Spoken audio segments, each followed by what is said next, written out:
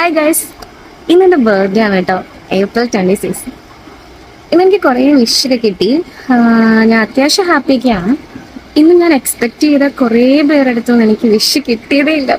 ഇപ്പോൾ സമയം 3 മണി ആയിട്ടുണ്ട്. ടിൽ നൗ എന്നെ ഒരു വിഷ് ചെയ്തിട്ടില്ല.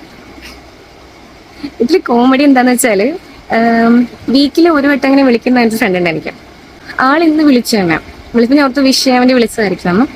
പക്ഷെ ആള് വിളിച്ചിട്ട് എവിടെ എന്തുണ്ട് സുഖല്ലേ എല്ലാം ചോദിച്ചിട്ട് ഞാൻ അമ്മയുടെ വീട് വരെ പോവായിരുന്നു എന്നൊക്കെ പറഞ്ഞു.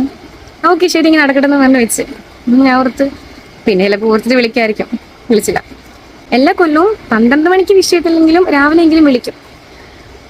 ആ ആളും ഇന്ന് എന്നെ വിളിച്ചിട്ട് എന്നോട് പറയാം, എടി വാട്സപ്പിൽ ഒരു ലിങ്ക് ഇട്ടിട്ടുണ്ട്, അതിലൊന്ന് പോയി ക്ലിക്ക് ചെയ്ത് സ്വിഗ്ഗിയുടെ എന്തോ വൗച്ചർ എന്തോ ആണ്, അതിൽ കേട്ടിട്ട് പ്രൊസീഡ് കൊടുത്താൽ 10 രൂപ വെച്ചങ്ങാണ്ട് കിട്ടും എന്ന് പറഞ്ഞു.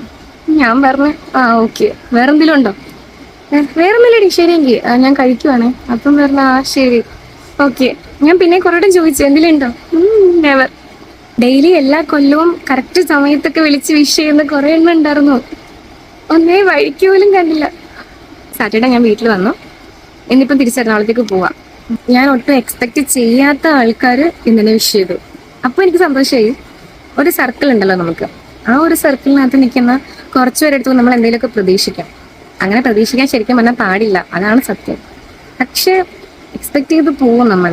അങ്ങനൊരു സംഭവം എന്താ, അതിപ്പോൾ എത്ര പേർക്ക് പറഞ്ഞോ മനസ്സിലാവുമെന്ന് അറിയാൻ പാടില്ല. പക്ഷെ എനിക്ക് ഇന്ന് ശരിക്കും എന്തോ നല്ല റീമെൻഷൻ ഇട്ടത് കണ്ടിട്ട് മനസ്സിലായില്ല, എന്നിട്ടും ഓർത്തില്ല.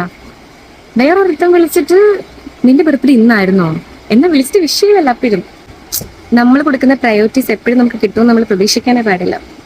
ഇതിപ്പോൾ ആർക്കും കൊള്ളുമെന്ന് എനിക്കറിയാൻ പാടില്ല, പക്ഷെ എനിക്ക് നല്ല രീതിയിൽ വിഷമമായി. അത് ഒരാളാണെങ്കിൽ വേണ്ടിയില്ല, കുറേ പേര് മറന്നുപോയി എന്നെ. അത്രയ്ക്കേ ഉള്ളൂ.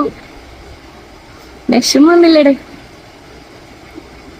എനിക്ക് സന്തോഷമുള്ളതും ഉണ്ട്, പക്ഷെ ഈ പറഞ്ഞ എക്സ്പെക്ടേഷൻ അത് പഠിക്കാൻ പറഞ്ഞാൽ ഭയങ്കര പ്രശ്നമാണ്. നിങ്ങൾ പറ, നിങ്ങൾക്കും സങ്കടം ഉണ്ടാവൂലേ ഇങ്ങനത്തെ സംഭവമൊക്കെ വന്നു കഴിഞ്ഞാൽ?